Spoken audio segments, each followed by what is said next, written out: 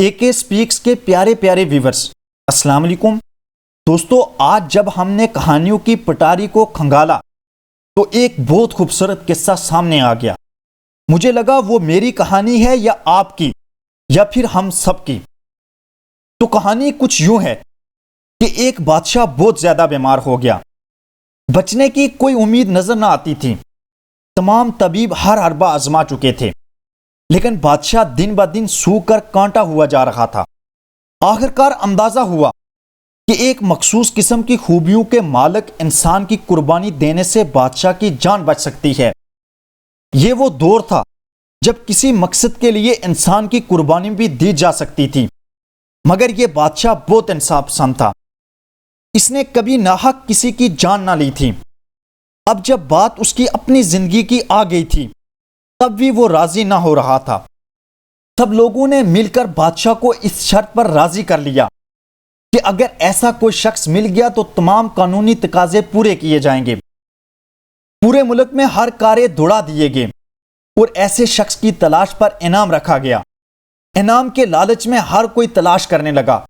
آخرکار ایک انتہائی گھرانے سے ان مخصوص خوبیوں کا حامل لڑکا مل گیا۔ فوراً اس کے ماں باپ سے رابطہ کیا گیا۔ وہ انتہائی غریب لوگ تھے جن کے کئی بچے تھے۔ انہوں نے پیسے لے کر اپنی رضامندی ظاہر کر دی۔ اس کے بعد وقت کے قاضی سے پوچھا گیا۔ قاضی نے لکھا، اس کہانی کے آگے بڑھنے سے پہلے اگر آپ نے ابھی تک ہماری ویڈیو لائک نہیں کی تو کر دیں، اے کے سپیک کو سبسکرائب کر دیں اور بیل آئیکن پر ضرور کلک کریں۔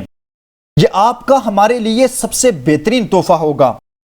بادشاہ کی جان ایک عام آدمی کی جان سے زیادہ قیمتی ہوتی ہے۔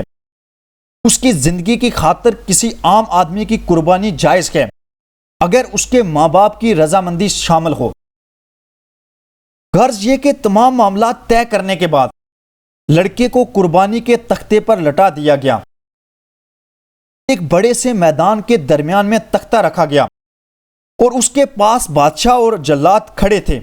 ارد گرد لوگوں کا ایک ہجوم اس قربانی کو دیکھنے کے منتظر تھا۔ ہر کوئی چاہتا تھا کہ ان کے بادشاہ کی جان بچ جائے۔ جب سب عوامل مکمل ہوئے تو جلاد نے تلوار سر سے بلند کی۔ بادشاہ بہت غور سے لڑکے کو دیکھ رہا تھا۔ اسے یہ توقع تھی کہ لڑکا روئے گا، چلائے گا اور اپنی زندگی کی بھیک مانگے گا، مگر یہ کیا؟ لڑکے نے کب کی بند کی ہوئی آنکھیں کھولی اور آسمان کی طرف دیکھا اور مسکرا دیا۔ اس کے ہونٹ آہستہ آہستہ ہل رہے تھے جیسے کچھ کہہ رہا ہو۔ بادشاہ بے چین ہو گیا۔ فوراً جلاد کو روک دیا اور لڑکے سے پوچھا، بجائے رونے چلانے کے اور زندگی کی بھیک مانگنے کے تم مسکرا رہے ہو؟ بتاؤ تم نے آسمان کی طرف دیکھ کر کیا کہا؟ لڑکا بولا، یہ میرا اور میرے رب کا معاملہ ہے، میں نہ بتاؤں گا۔ بادشاہ اور بے چین ہو گیا، لگا نرمی سے لڑکے سے بار بار پوچھنے۔ آخرکار لڑکا بولا، انسان کو سب سے زیادہ امیدیں اس کے ماں باپ سے ہوتی ہیں کہ وہ کسی تنگی تکلیف کو اس تک نہ آنے دیں گے، مگر میرے ماں باپ نے تھوڑی سی دنیاوی دولت کے عوض مجھے بیچ دیا۔ اب میری امیدیں وقت کے قاضی سے تھی کہ وہ تو ضرور انصاف کرے گا اور ایک دوسرے انسان کے لیے میری جان کی قربانی نہ دے گا، مگر قاضی بھی فتویٰ دے بیٹھا۔ پھر چونکہ آپ ہمارے حکمران تھے تو میری امیدیں آپ سے وابستہ تھی، مگر آپ بھی اس بات پر راضی ہو گئے کہ میری جان جانے سے آپ کو صحت مل جائے گی، تو میں کیا کرتا؟ میں نے سمجھ لیا کہ اب رونے چلانے کا کوئی فائدہ نہیں، اس لیے اپنے رب کی طرف دیکھا اور کہا، ٹھیک ہے، اگر تو ایسے ہی راضی ہے تو یہی صحیح ہے، میں تیری رضا میں راضی ہوں۔ بادشاہ یہ سن کر شرمندگی سے جیسے زمین میں گڑ گیا۔